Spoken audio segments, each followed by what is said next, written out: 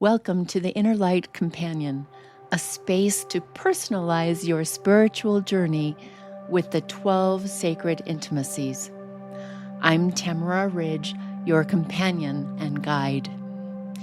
Each episode of this podcast explores a facet of connection with the divine, yourself, others, and the world, offering clear markers to recognize, gentle practices to try, and stories that help you grow what's strong and tend to what needs to grow.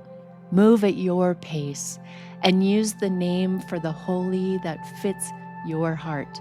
This isn't therapy or advice. It's a meeting of souls, a place to listen deeply, ask real questions, and remember the wisdom already within you. I invite you now to take a breath. Let's begin. Hey friend, welcome to our cozy Friday night chat here at the Inner Light Companion podcast. I've been trying to record this podcast yesterday and today all day long because of sound problems, and I finally got it figured out. And now tonight, it's a rainy, cozy Thursday night when I'm recording our Friday chat. And we're having a thunderstorm outside. So you may hear thunder. You won't hear the lightning, but you can imagine it. And I'm going to proceed because this important conversation needs to happen. So thank you for being here. And I'm hoping that you'll enjoy this conversation because we're going to sit here and chit chat, thunder or rain or electricity going out. Hopefully it won't. So if Monday was a structured deep dive, today it's more of a soft landing. At least I want it to be where we can just hang in together. And what I want to talk about is I want to circle back to some of the spiritual questions that keep showing up in my inbox. They also show up in my client sessions. They show up in my own journal. And I've been hanging around online with my ear to the ground in spiritual communities as well. And those same questions keep showing up again and again. And so there's just a few of the common questions that people are talking about today. We'll address them and then I'll save the rest of them for later. But the first question is, why do I feel distant from God? And if we connect that question to one of the sacred intimacies, we would connect it to spiritual intimacy. And spiritual intimacy is the ability to find closeness, connection, and to feel personally supported by the divine. I think so many times we often assume that spiritual intimacy only happens if our prayers are answered or if we're recognized by other people as a spiritual person. I don't think that's true. But I also think that there are other ways that you can consider your connection with God that will help you feel a spiritual connection. So it's not just looking around and seeing what other people are doing and comparing yourself to that. What is it that you feel when you go into nature? Do you feel it when you see something beautiful? Maybe your spiritual connection makes you feel more alive when you see something beautiful, or when you're outside in nature, or when you're in the middle of a thunderstorm. Maybe you feel more spiritual connection when you've had enough rest. Maybe it shows up when you're napping or when your creativity stirs your emotions. I've always said this: the place where we feel our emotions in our body is really close to the place where we feel God. And there's a way of listening that can help us feel closer to spirit or the divine. And as I've shared on a previous episode, I feel closer to God when I'm out in nature with my dogs. I feel closer to God when I rescue a spider, which I often do. I feel closer to God when I create something beautiful in my art. And I feel closer to the divine when I quiet myself. So when I say the presence of the divine is connected to the place where we feel our feelings, what I mean is that it's easier to have a felt connection with God, with spirit, with the divine, when we have calm emotions. Think about those moments, maybe in the middle of chaos, when your intuition suddenly comes in and tells you what to do. Everything's swirling around you, but you know what is your next step. You feel guided and supported. That's exactly what spiritual intimacy is about. And even in the storm, that's funny, I'm in a storm today, the presence of the divine comes with a feeling of peace. But many of us don't even slow down enough to notice that. Sometimes we're so used to chaos that we never sit still. In a later episode, I'll talk more about meditation and how to practice it in a way that feels satisfying to you. But for now, one of the reasons that we struggle to feel supported by God is a lack of patience and perseverance in creating a meditative or a contemplative space. And by meditation, I don't mean sitting in a corner chanting Om for hours. I mean the ability to listen to the internal noise in your body, to sit with it long enough to be comfortable with the discomfort, and to experiment with what it takes to calm yourself. I often see also where we make the mistake of interpreting our own feelings for the voice of God or for the voice of the universe. And in truth, that's a mistake that happens from not spending enough time with your feelings and from not spending enough time listening. So we have to learn to inhabit a quieter, more peaceful baseline so we can learn to tell the difference between our own feelings and the voice of the divine. So let me give you an example. I have some trouble hearing in noisy environments. So if I'm in a crowded room, I struggle to hear the person right in front of me. My clients know this, especially on telehealth calls when their mouths aren't fully on screen. So I have to ask them to face me so I can see their mouths because I'm a bit of a lip reader. Because in noisy spaces, I need visual cues so that I can understand. And it's the same with the universe. If our lives are full of chaos and frenetic energy, we can't hear the quiet support that's already there. So that's a long answer to the question, why do I feel distant from God? I'll just wrap it up by saying sometimes it's because we don't calm ourselves, or maybe because we're not seeking beauty or creativity or laughter, those ways that naturally make us personally feel closer to God in our own experience. So if cooking a beautiful meal makes you feel peaceful and happy, or enjoying that with friends, or making art, resting, playing, all of these things can bring us into connection with the divine in a way that makes sense to us in a very personal way. And that's why I developed the 12 Sacred Intimacies, because I realized that every one of us is different and none of us really seeks the same thing in relationship with other people.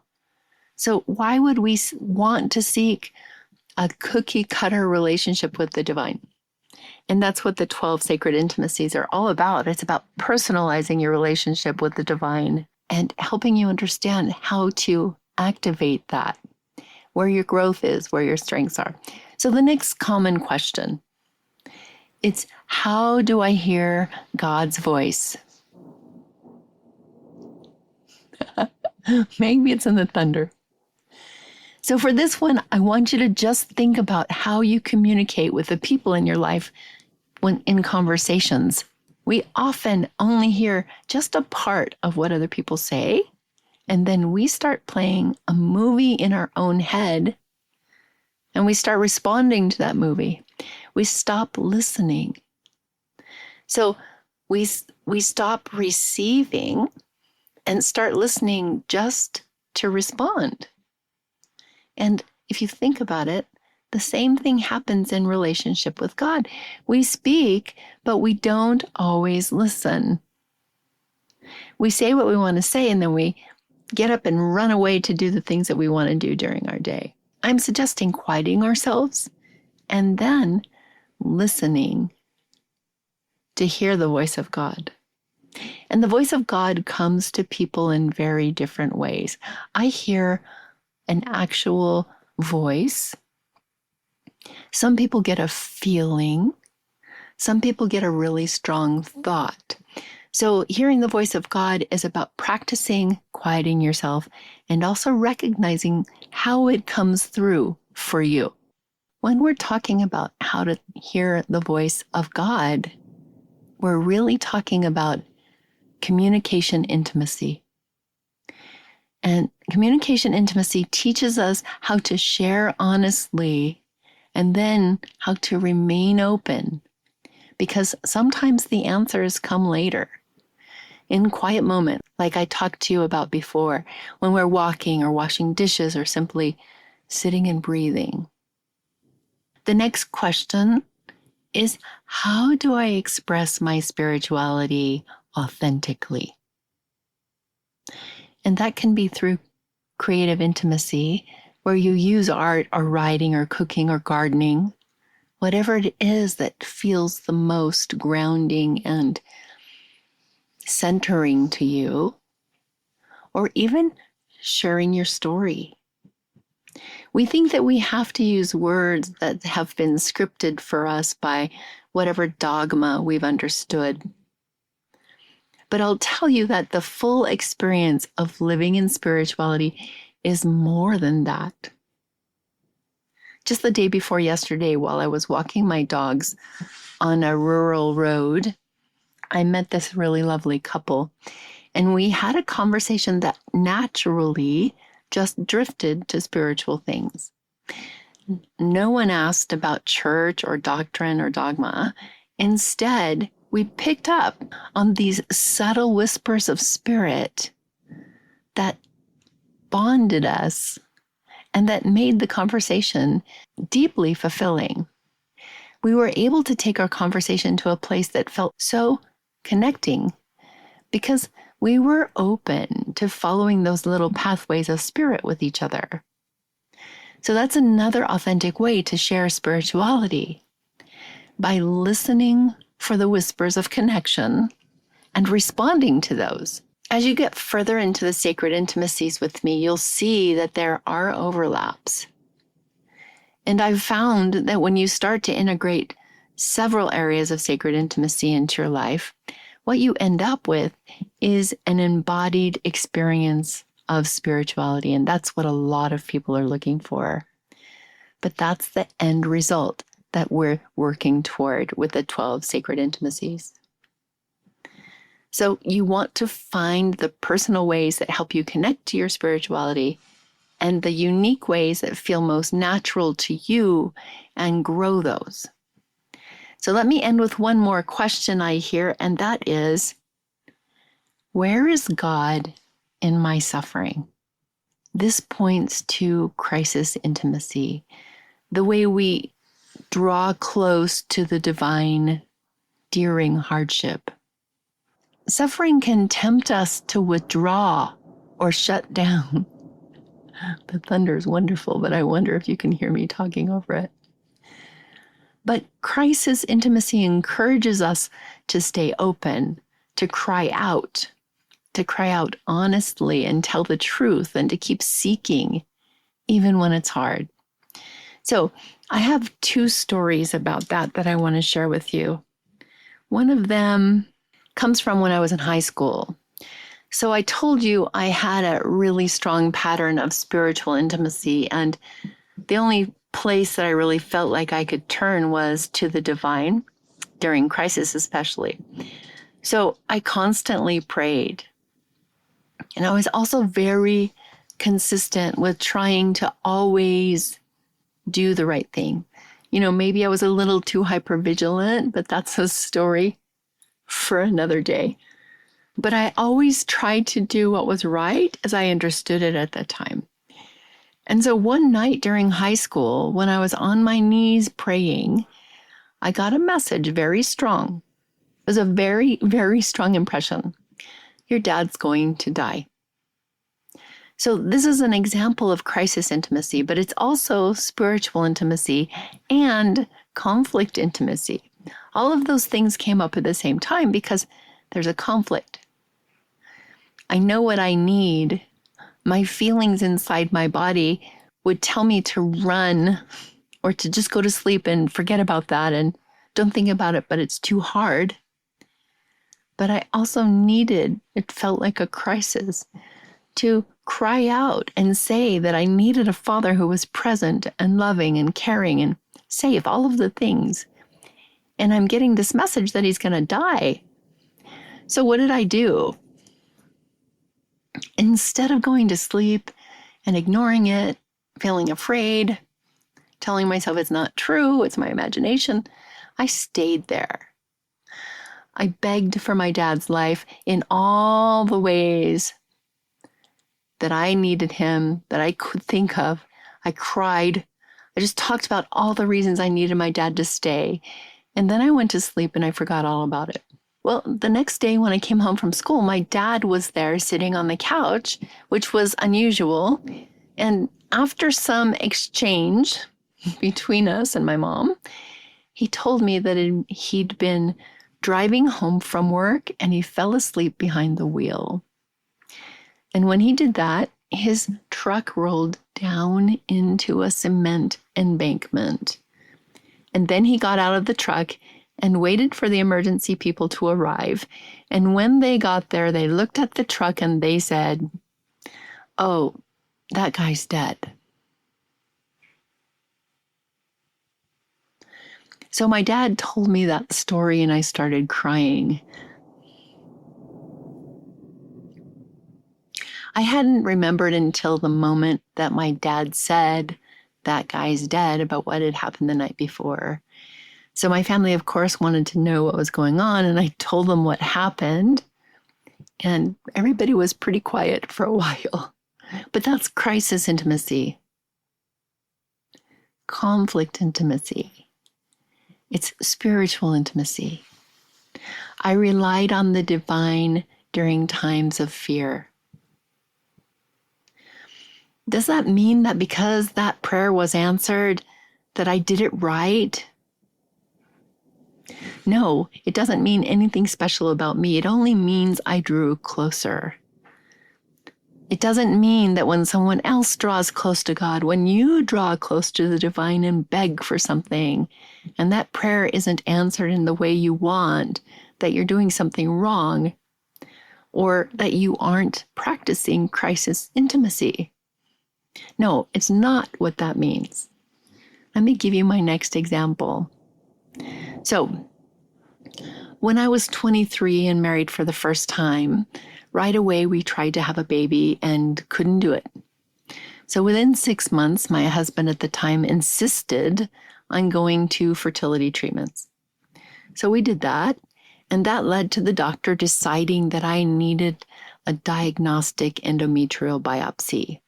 And it couldn't be done in the office. They tried and that failed. So it ended up being something that I had to do under general anesthesia. And what I didn't know at the time is that that very procedure caused infertility for me. It caused the walls of my womb to be scarred to each other. So I never had children for the rest of my life. And I grieved for a really, really long time.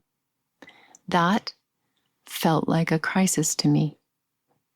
For 7 years, I prayed and begged and bargained and tried, especially Remember, I came up Mormon, and in Mormonism, there's a lot of value that's placed on a woman's ability to bear children. But it never, ever happened for me. And it wasn't until about 20 years later that I actually found out what the injury was that was causing me to be infertile. And that gave me an explanation. But it wasn't until I was almost 60. So I'll be 60 in my next birthday, and I have had some realizations. So I guess you need more backstory. I was run over by a flatbed truck by my dad when I was 2 years old. And that caused an injury to my diaphragm that, when I was in my early 40s, ended up being completed. So now my right side diaphragm is paralyzed and it doesn't move. And it causes me pain and problems with breathing. And so a few weeks ago, I realized, well, the injury completed itself. I had a severe case of the flu, and then I went to an exercise class before I should have, after I was sick. And I felt it when the tear completed in that class, when I was lifting my body with my arms. And I realized something looking back on that. The flu, and then pulling myself up in an exercise, actually pulling myself up by one arm, was enough to injure my diaphragm. If that happened after that short event, and then I couldn't breathe. I could not breathe laying down for 6 months. I felt like I was drowning if I laid down flat. And I ended up having to be on steroids for 6 months before I could breathe normally lying down. So there's no way that a 9-month-long pregnancy would have lasted in this body without pressing up on my diaphragm in much more of an intense way for a longer period of time than in what it took to injure me the way I'm injured now. And it would have had serious consequences. And so when I realized that, I thought, well, wait a minute, let me see what's going on. What could have happened? So I went down the rabbit hole. And there I saw that a paralyzed diaphragm or a diaphragm injury is a serious complication that's even life-threatening when it comes to pregnancy, to the mother and to the baby. And then add to that asthma. I likely would not have survived a pregnancy, and a baby probably would not have survived a pregnancy. So that was crisis intimacy that I dealt with for many, many years. It was more intense in the first 7 years, but afterwards I still kept trying to find a way to connect with the divine in spite of a tremendous loss that I experienced because I couldn't bear children. And yes, I spent quite a bit of time being angry with God. But now I realize that Spirit, God, could have brought me safely through that endometrial biopsy so that I hadn't had any injury from it, so that I could have gotten pregnant. But because of the diaphragm injury, the scarring of my uterus actually saved my life. So it's very interesting. I don't care about having a baby anymore. I don't care that I didn't. But I do care about the reality that God let me suffer through something to protect me for a bigger purpose in my life. So that looks like protection.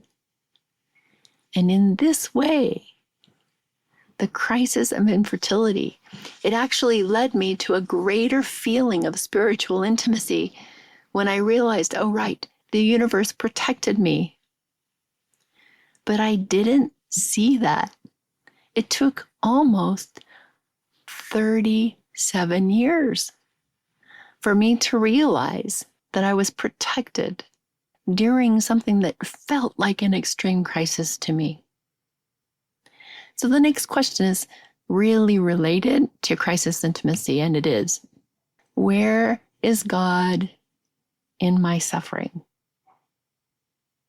For me, God was right there protecting me so I could finish my life. Sometimes we don't know what the answer is going to be. That crisis started when I was 23 years old and came to full realization in my understanding 37 years later. So sometimes we don't know. But if we stay open toward the divine, we can eventually understand. And there can be a spiritual intimacy and a connection and feeling held by God, even when we don't have the answers that we want. That's what spiritual intimacy is about. But sometimes in crisis, intimacy with the divine doesn't come immediately. It can take years to see the protection or the meaning in suffering. But if we stay open, if we keep speaking honestly, feeling our feelings and reaching out in crisis, we have to recognize that it's okay. We should probably still look for small ways that we feel connected to the divine, in spite of not getting the big thing we're looking for. One of the things that's happened about 4 times in my life where I've been in a really low spot, where I'm out walking somewhere and thinking deeply about the struggles I'm in, and a single feather falls in my pathway from the sky out of nowhere. Recently, it's been the same small hawk showing up when I'm on a walk and flying close to me and landing on a fence post right near me. Same hawk landed on my vehicle.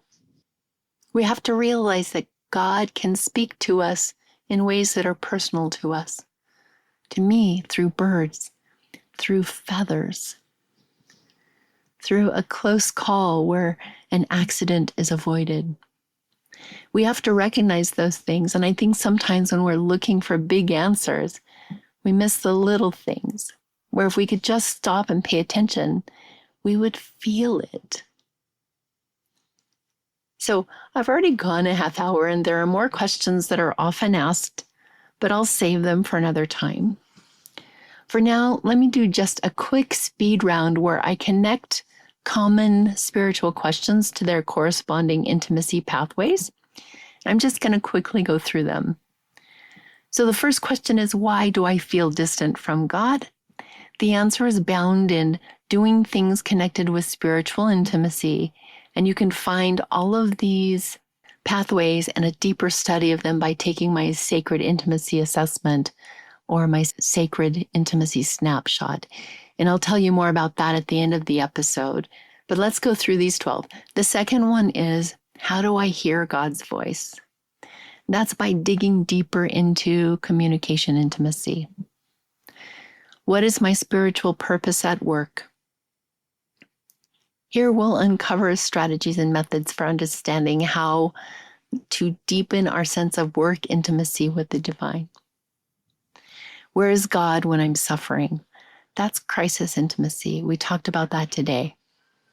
How do I play or rest in a spiritual way? For that, we would dive into the understanding of recreational intimacy. How do I feel awe and beauty again? For that, we turn to aesthetic intimacy. For how do I express my spirituality creatively? Through creative intimacy. How do I handle spiritual disagreements? That's conflict intimacy. How do I share my spiritual life publicly without feeling misunderstood? That is public intimacy. And how do I trust my experiences of the divine even when others disagree? That's experiential intimacy, feeling your connection with the divine in your body. How do I study my faith without losing mystery? That's a deep understanding of intellectual intimacy. How do I find people who understand my spiritual path? That's social intimacy. The thing about the story of meeting that couple the other day is that we didn't share the same spiritual background. We did share sacred social intimacy on that rural road that morning. So you don't have to remember all 12 of the areas of sacred intimacy. Just notice which one makes your heart say yes. That's the one for me. So let's close with a short meditation. I'd like to invite you to just soften your shoulders, unclench your jaw, and come home to your breath. Take a slow inhale, then exhale. Let your body start to quiet.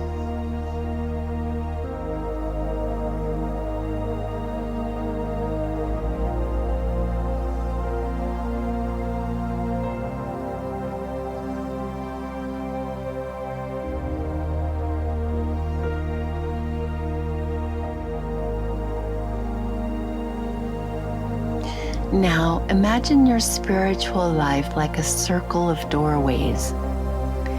Each doorway is a different path. Beauty, conversation, rest, laughter. Ask yourself gently, which doorway feels closed? Which one feels inviting? Which one feels ready to be opened? There's no need to figure it out. Just notice what rises. Your sacred connection is already alive in you. You're simply listening for the next place to tend it. If this stirred something in you, you can go deeper. The Sacred Intimacy Snapshot is free and gives you a quick look at where you're thriving and where you might want to grow. And for a limited time while I'm gathering 100 beta testers, you can take the full Sacred Intimacy Assessment. It's the only tool that maps all 12 sacred intimacies across connection with self, others, and the divine. It gives you a full breakdown of your strengths, your growth edges, and it gives you personalized practices to deepen your spiritual life. Plus, you'll get a 4-part mini-series course in email afterwards. Look for the link in the show notes or the description below. On Facebook, comment assess and I'll send it to you. Your sacred life does not have to feel like guesswork anymore. Your relationship with the divine can be as unique and personal as your fingerprint. Until next time, take care of your inner life. Thanks for listening. As you step into your day, notice which intimacies stirred for you, and then choose one small practice and let it meet you where you are. You want support? Grab the free Sacred Intimacy Snapshot, and when you're ready, the full Sacred Intimacy Assessment that can guide your next steps. Links are in the show notes. Until next time, walk gently, listen deeply, and trust the light within.